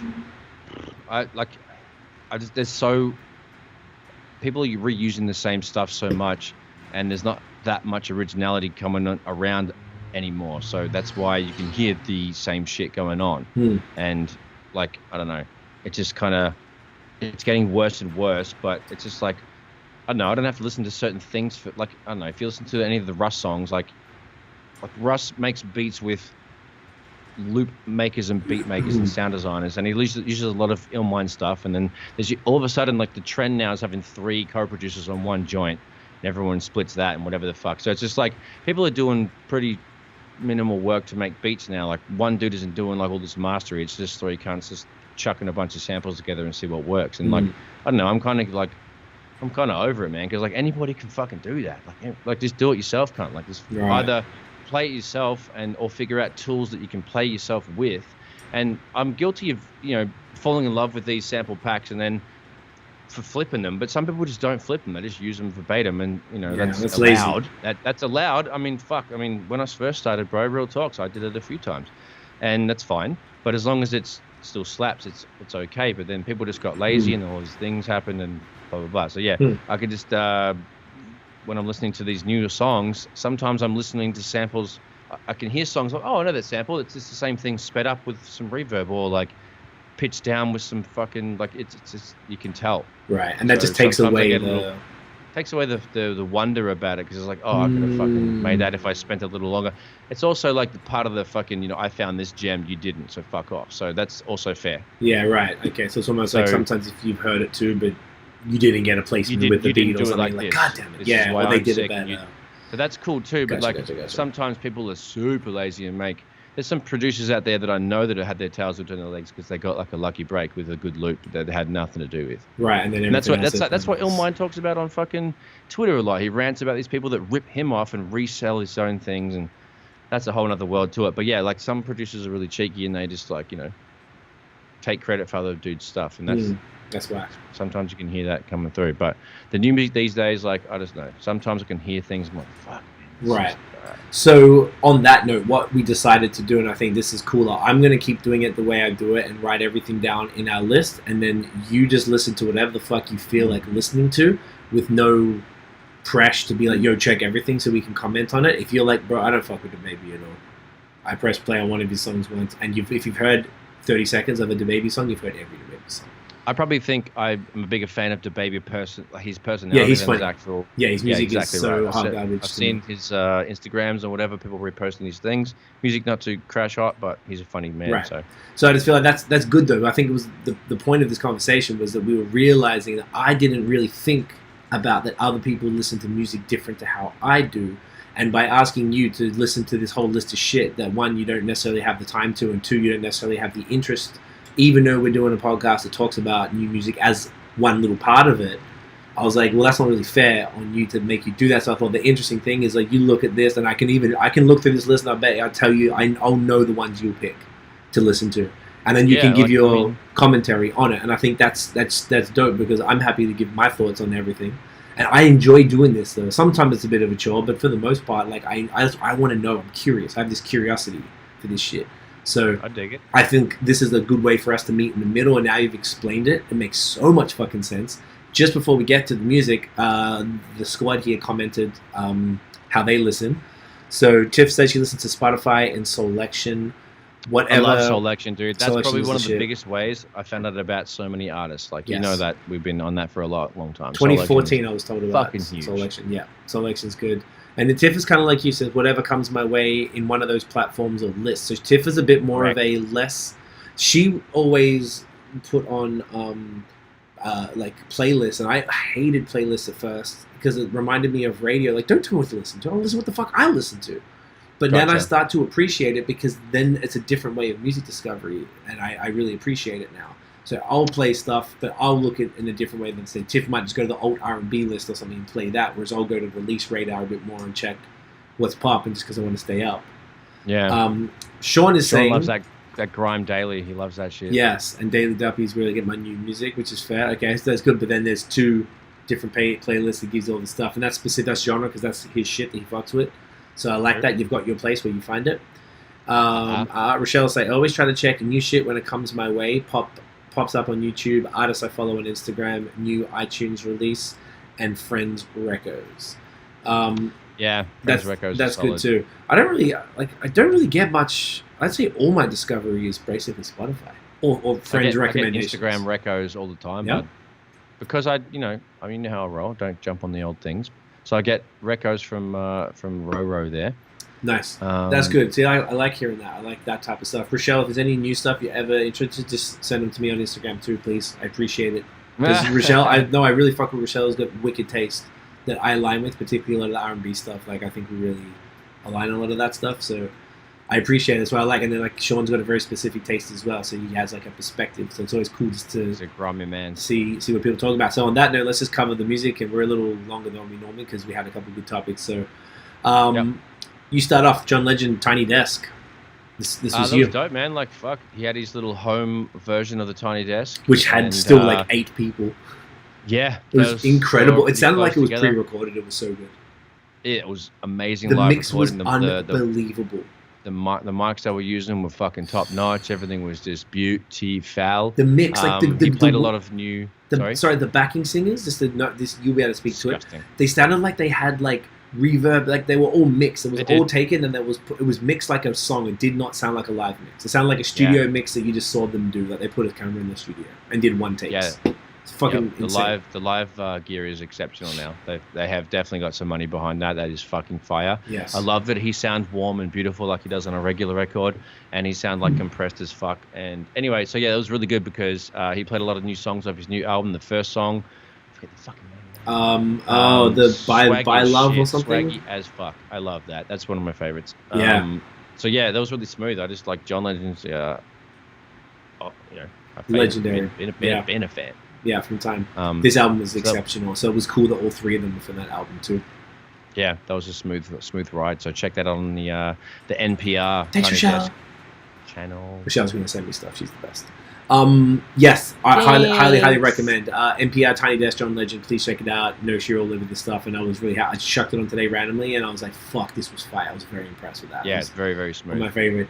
The biggest music release of the last week was the Meg Thee Stallion and Cardi B single "Wet Ass Pussy." Should we call the episode that? No, probably not. So I saw the video and didn't realize it was clean at first. I was like, why are they saying that? Because it was wet and gushy. And I was like, why they kept saying it?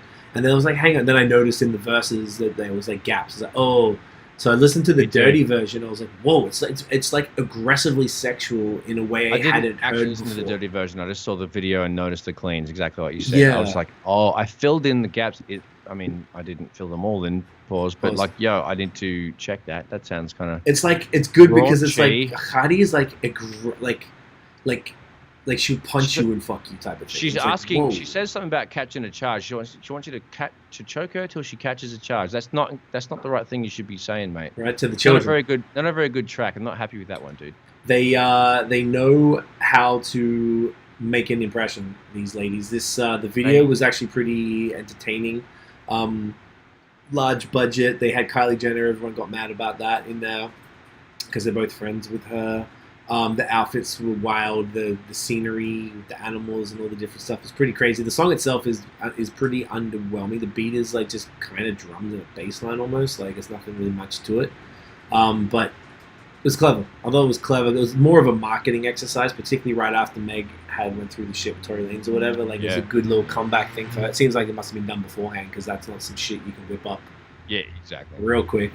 It was entertaining. So like I'd never listen to the song typically, but I wouldn't really be furious if it came on because it's funny. It's funny. And Cardi's funny. She's hilarious. So wasn't mad at it.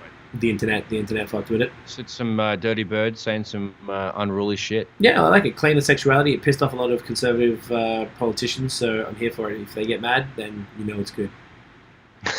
Fuck them. Fuck them. Sean says Cardi is a hot horse. Cardi's a horse? Oh, you know. Sean always speaks in British stuff. If Dan was here, he could... Oh, hot horse shit. There's the poo. My bad. Sorry. The pooas. Yeah, it's on... There you go. Michelle's dancing, so as long as... Michelle's dancing. Hot horse shit. I thought you said hot horse. I thought it was like some British slang or something. That's hilarious. Alright, keep it moving. Popcaan dropped an album called Fixed Tape on OVO. I really liked it. I thought it was dope. It was poppy dancehall with some trap vibes, lots of auto tune, the 2 Drake features. I enjoyed it a lot. I'm definitely going to spin that a few times. Definitely, I thought it was cool. I think you might enjoy it just for some like complete left field. I imagine this isn't something that you listen to often, so right. I would say you'd enjoy it. I think it's worth at least checking just a couple joints. Maybe just check the most popular ones. Joint? I mean, fuck. Yeah, I don't know. I like it. Come on. I wouldn't strive for it, but if it's on, yeah, I don't listen to a lot of this type of stuff. I don't know many of his tunes. Oh, neither do I. But I've heard a couple. I mean, I think he wrote Controller, or at least he was on that remix or something. Yeah. That they sort of kind of cut, but yeah, it was an OVO project. I don't know. It was kind of fun. It was like the total new version of like the dancehall shit with kind of like a hip hoppy trap vibe on like a lot of dance kind of shit. Not as poppy. Good. So dancehall isn't by nature not super poppy. Yeah, I think you might enjoy it just because it's a total different song. Like all the sonics you were talking about before, maybe the way it's mastered and things they use, but I don't think any of the beats have any of the typical shit that you were talking about before because it's not straight up and down mainstream hip hop. It's actual dancehall. But that kind of stuff I was talking about is in particular circles, but it's more in like the the hip poppy sort of. There's a certain circle that rolls in, and then all the producers circles that shit trickles down to. So yeah. Gotcha. I think these guys are out of it because it's a different genre technically. Yeah. Even though it's still poppier. Quite enjoyed it, so I'd recommend that. That would probably be my favorite album of the week if we're going to talk about that. The next two stuff we were just talking about, the Juice WRLD album and the DaBaby album, both of them were deluxe versions. Legends Never Die from Juice WRLD and Blame It on DaBaby. They both, DaBaby's album was like 24 tracks and the original was like 12 or 13, and Juice WRLD had also blown up to a similar amount. I put them on today. This was, I thought was funny. Tiff was like, who's this? I was like, oh, it's Juice WRLD. She's like, this is the type of shit that I'd listen to in like junior high. Like, this sounds like, it's kind of like, I think in my day, what maybe the kids who listen to like Blink 182, because it's kind of like trap beats, but like he sounds kind of like an emo singer over it. And it's music to me that just children listen to.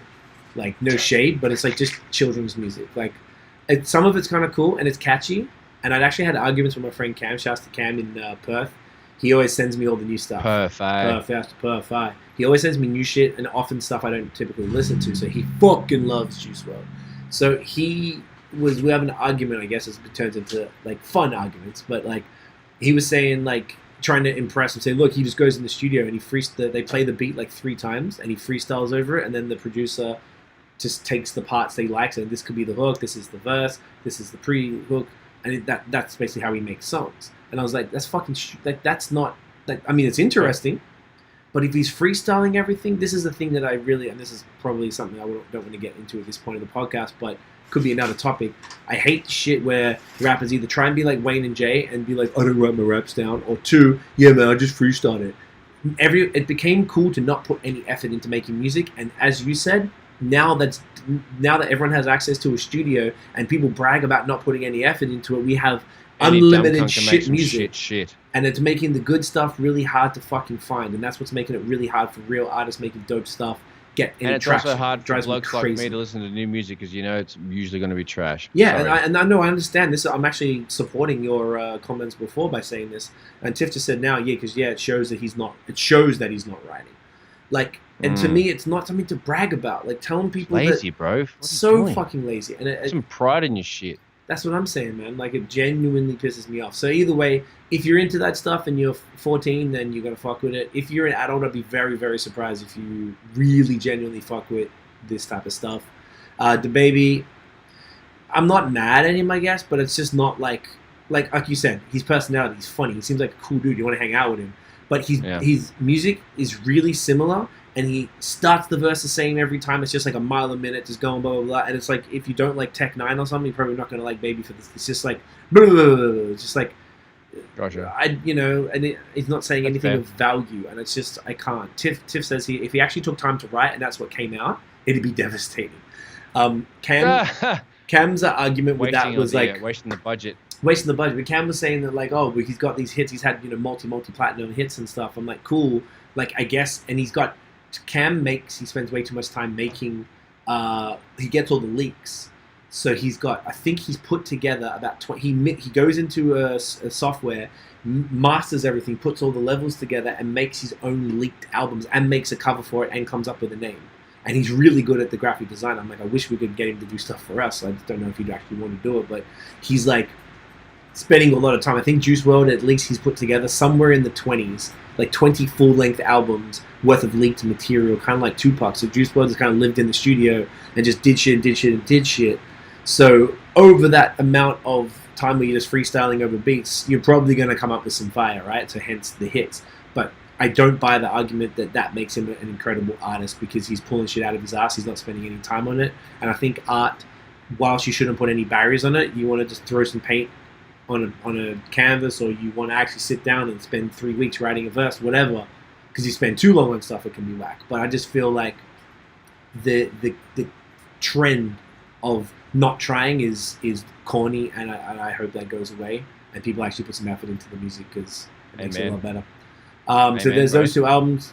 If you're young, I feel like both of them appeal to the younger, tweens and teenagers and stuff. So I didn't even think Dan would fuck with either of these guys, to be honest. And he listens to a lot of stuff, but all the shit he listens to is not that. So keep her fucking moving. Doja Cat, new single called Freak.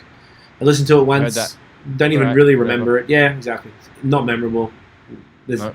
It was interesting she put that out in the same week the other girl. She got drowned out by the Megan Cardi stuff, so probably poor timing for her part. This is something I thought you'd like. Classified, new single called Pick Your Poison. Did you check that? I heard that. It sounded... Man. It's cool. Heard, all Classified sounds pretty okay. samey. Yes, exactly what I was going to say. That's why the huff. I was like, it sounded the same. Yeah, but he's like a legend. He inspired me earlier on. I fuck with. He's a Canadian legend. That's so, true. Gotta give it to Classified. So I fuck with him for that. That was cool. If you're a fan, you like it. We were just talking about this before. Rick Ross and Finn Matthews, that pinned to the Cross single that they played during the battle, or at the end of the battle. It's cool. I like it. Finn Matthews is a singer. Typical luxury Rick Ross, bloke singing, talking about wraiths and diamonds and money and stuff. It was cool.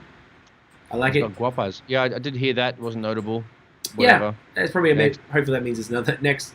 Anderson, this is what I thought you like. I like this. This is actually way more fun going through this way. Anderson Paak did the Lockdown remix pack. There was about 5 songs on there. I think some of them were acapellas and instrumentals. There was a remix with... Fuck, I forgot. I'm going to go to Spotify and check. Because actually... JID. Oh, there you go. JID? I don't know who that is. JID. Oh, Jid. Yeah, from Dreamville. Jid from Earth Gang, whatever. James Dreamville, yeah. Who else? Dreamville, yeah. I thought you had it. Oh, okay, I thought you had it in front of you. But either way, no, it's off the top. I heard nice one.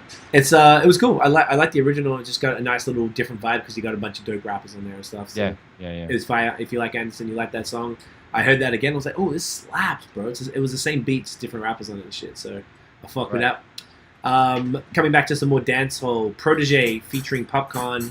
Like Royalty. I like it because I like Protoje too, and now that actually made me really want to hear Protoje's album. So he's another new school dancehall, kind of more leaning in the poppier thing, but still a real,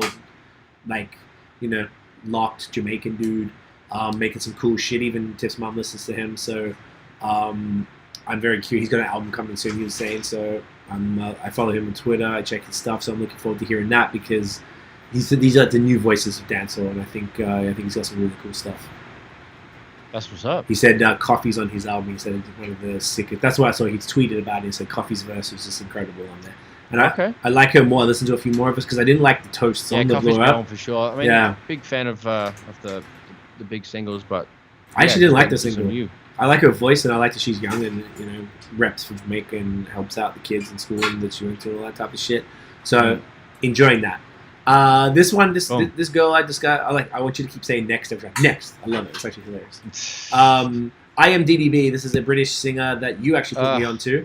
You didn't like this single. Well, I'm a large fan of her. She's beautiful. Just like this one was like meh. Called End of the World. I don't even really remember. I listened to most of this stuff one time. So, if you didn't like it and you're a fan, do you know what? She is hit or miss though. Period. Though I feel like some of her stuff when it slaps, it fucking slaps. She's the Uber everywhere. The Uber everywhere. Yeah. That was her big joint, but the rest of her joints, I mean, definitely. It's cool. Like it sounds like it's very, the trap kind of trap soul beat. And she's got, it's cool. Right. It's not world changing. Didn't wow me. Yeah, I respect that. Say it. And it's kind of dumb. There's a lot of spaces for the A's and shit. Just Yeah. kind of. Yeah, I kind of enjoy that because the when they like say a little bit and then leave the spaces, that's kind of fun occasionally. I couldn't do it all the time because I want to hear words, but It's still smooth though. I mean, can't front. Like she's got smooth vocals. Everything works. It's all cool. I just wasn't in love with this one. gotcha. Like I'm a fan of her. She's still fire, but this one wasn't like grabbing me. Yeah, feel that. Say it. Say it. I mean, it wasn't grabbing me. No, say it. Next. Yeah, say Next, fuck it. Emeli Sandé, you might remember her. She's a Scottish chick. She had some slappers probably 8 years ago when we were moved to Montreal. This is a new single called I'll Get There. I like it. She sounds exactly the same as she did back in the day. If you liked her then, I think you'll like this. It's kind of like... I didn't recall. You remember her from back in the day? I was like, I don't. And oh, I was like, wow. Oh. Okay. We were huge fans of like I skipped through this. I was like, Okay. We used to like get high and nearly cry to her music. It was beautiful and shit. Like I remember being in Montreal. Of course, she can sing like a motherfucker. Yeah. I just wasn't like, I wasn't geeked on it like a couple hours ago when I heard it. I respect that. That's okay. It was cool. Say it. Next. JoJo, pop singer from back in the day. New single called What You Need. Not into it. All right. It's a little bit too poppy for me, but I like her vibes. I was like, nah. Yeah, the song wasn't great, but I like her still. But guess what I did listen to? The next one with all the numbers and the letters. For fuck's sake. But you're skipping one. I didn't give you a heads up about this one as well. Yeah, I knew if you heard that. Sake. So there's a Russ single called One More Chance. To be honest, listen to that too. I don't even remember it. I bet it's probably the same as the last stuff. Yeah, it's like, it was a slow, cheeky track. Same formula. He's doing a great job. Next, like he doesn't wow me, but it's like, yeah, good on you, Russ. You're a mad cunt. Like keep killing them. Like, let's go. Nice one. Next. Okay, next. Okay, you talk to me about this one because you don't know. Do you have any context about this at all? Because you don't know what. Dude, no. I just. Can you read it? 645 AR and FKA Twigs. I fucking Some About You is a song, right? You don't know Twigs? Do you know Twigs? Dude, nothing. Okay, so break it down. Go. All right, I'll get to Twigs first. Like, I should have been smashed when I put this into. Oh yeah, There's a video. Oh man, I was sober as a bird. I would have been fucking loving this one. Wow, Tiff is like Some About You 2020. Here we go. So these motherfuckers. Russ is yawn AF. Wow. It was yawn, yeah. Wow. Yeah, he's a bit. So anyway, this video tripped me out. Let me just tell you, Twigs. Fucking noises. Oh yeah. It's definitely strange, but Twigs is she's actually I think engaged or married to the Twilight guy Robert Pattinson. To the British, but we saw her. It actually came up in my Facebook memories today. It was today, like 7 years ago. We saw her up the road in Montreal, and oh yeah, she's fucking dope, bro. Like she's a singer, and she had her first album was incredible. I forgot the name of the single, but it's incredible. Like it's real, straight up and down soul-lection, synthy, neo soul, alt R&B type shit. Like, not neo soul at all. Sorry, not alt R&B. Like fire. She's fire. So this 645 AR guy pioneered this ridiculous, stupid fucking genre, like he calls like squeak rap or something. And he actually squeaks. He sounds like, I was going to say Jerry from Tom and Jerry, but he sounds like a cartoon character. It's like, I can't even mimic it. So he did a song with Twigs. I don't know why he's getting... You should try again. No, I'm not going to do it. You're making me do funny things tonight. Give it a shot, cunt. No. No, I can't do it. But he's like, he thinks it's not cool. Like, it's not cool. It's really bad. It's not catchy. It's cool. Fucking stupid. And Twigs came and played his bullshit game. And I just thought it was really funny to put it in here. And it's actually funnier that I didn't get to give you any context and you had to go and listen to it. And you're like, what the fuck is this guy's problem? Bruh, wasting my time, fam. What are you doing? What did you think when you heard it? Like, is this a joke? I skipped through it super quick and I was like, peace. Like, I was going to ask you, what the fuck, bro? I'm glad you waited. It's much funnier this way. Yeah. I saw a couple of these videos, like small videos on Twitter a while ago, and people were talking about it. Yeah, that's it. That's a big next. Anyway, listen to it for the lulls and then turn it the fuck off and don't support this guy because it's whack as fuck and it's like it's a funny gimmick, but we don't want the gimmick to get any traction. And Sean is saying he's so annoying. I've heard him once for 5 seconds and that was enough. I think most people if Sean says it's annoying, it definitely needs to be. Yeah, I think most people with an ear palette, with taste in music. With an ear palette. I can't forgot what it's called. It's called taste in music. I was like, because I'm so used to fucking beer. Most people would just be like, this is the most ridiculous shit I've ever heard in my entire life. Please don't encourage it. So, Anyway, this has been one of the longest podcasts for a minute, hour 40. This is good one. It's fun. I like that we now got a new way. Now we're gonna get through the music, and it's gonna be funnier. Now we're gonna take the piss, and you're gonna be like, "Nope, baby, next." Catch gun. Score. It's actually really funny. I love it. I appreciate it. Where can everybody find you online? At Notion Baby on Instagram, Twitter, and the old Facebook. At Illnote Studios on Facebook and Instagram, illnotestudios.com. And that's it, mate. Where can everyone find you? You can check me at CEEFOR on Twitter and Instagram, at CEETMF on Facebook and the fucking website. You can check us out at The Movement Fam everywhere, except here on YouTube. It doesn't have a the. We go live every Monday at 8 p.m. unless we're late, which today I think we were good. And they drop the audio typically tomorrow, like on the Tuesday, so that will be out. Appreciate y'all for tuning in. Really quick, let's take the thumbnail before I forget, or we're going to be vexed just beforehand. Okay, hang on, let me get back up here. I can do it, yeah. Fucking. Do we look good? Oh, we look fucking awesome. We absolutely do. Yep. Yeah, we're here every week. Check it out. Make sure you go on the podcast, subscribe, rate, review, follow, all that shit. It helps us a ton. We actually hit the charts in music commentary again in Canada last week. So thank y'all for that. That means y'all are getting in there, supporting. Appreciate y'all. We're going to get that higher, trying to hit some other countries as well. Mate, we'll see y'all next week, 8 p.m. Fucking get in ya. Get in ya. Peace, y'all. Peace. Oh, I can do the future woo now. Woo. Woo. Nah, it doesn't fit this beat. Woo. We could do the woo song to this. Woo. Peace out, peace out, peace out, peace out. Catch cat.